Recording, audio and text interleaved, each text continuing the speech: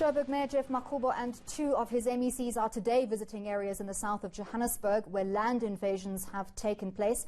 Authorities in Gauteng are saying groups of people have been taking advantage of the lockdown rules and regulations.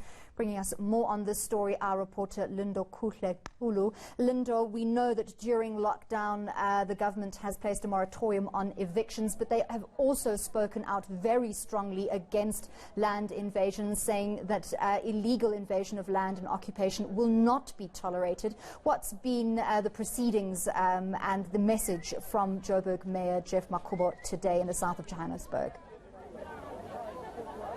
Well, that's right, and Lee, as you rightfully said, there is a launch of, an intervention plan because they have been seeing an upsurge in the number of land invasions, particularly in Johannesburg South, where we are, and what that particular team, led by the MEC, Lindokuhle Xulu of Kokta, has been saying is that indeed they have seen that they have been presented with a predicament of people invading land, but at the same time, they cannot remove them from some of those lands during the lockdown, and that is why they have today launched this particular intervention plan. They are saying that they are appointing about 1,500 community patrollers who will be their eyes and ears on the ground, monitoring all of these land invasions and actually being proactive in preventing them before they happen. But of course, this is a joint effort by the city, by the MEC of Kokta, Lindokuhle Xulu in Gauteng, the MEC as well of the Department of Infrastructure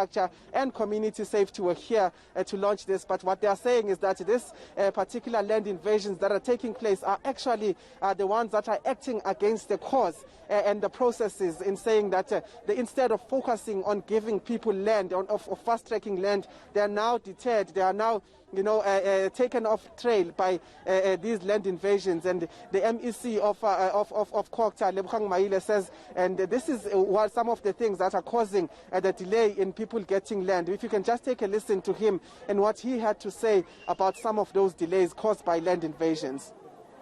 There is no excuse for illegal land occupation, because that creates lots of problems for our plans as government in the three spheres. We can't plan properly. These people have come here illegally. Soon there will be a service delivery protest because there is no water, there is no electricity. That's not planned for.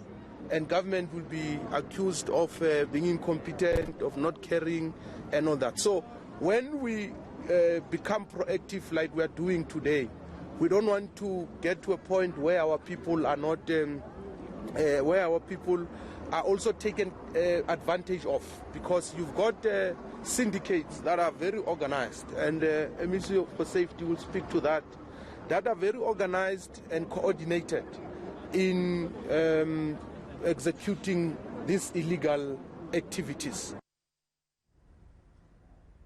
Lindo, it seems that communities are caught very much in a catch-22 situation. In many circumstances, they resort to land invasion because the process of allocating houses and land has been historically so slow. Service provision is not satisfactory. Yet when they invade land as a way of trying to claim their own destiny, they're accused of sidetracking the legal process.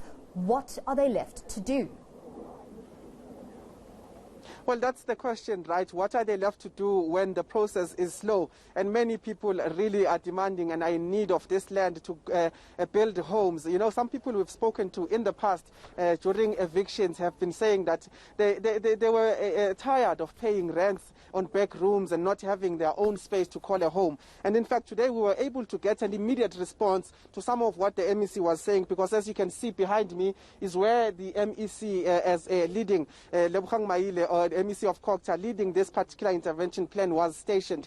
And just opposite that is one of those places that have been invaded. And as you can see, Omesh, my colleague, showing you the people who were out and about saying that responding to what the MEC was saying, even though it did not come particularly into this particular community. But what they are saying is that they had been looking for land for the longest time and they are not going to move. Some even saying that over their dead bodies will they move here, that the processes put by government saying that they will be allocating land have been very much too slow. And this is why we're seeing this particular community behind them and the community members who have come here saying that the processes are simply too slow and that they have taken the matter into their own hands. And what they are doing now is basically out here saying that they will be protecting this particular community that they have formed and to ensure that no evictions will take place when they take place. But one of the things that I really need to mention very importantly, and Lee, is what that particular team of officials has said is that they're not going to evict people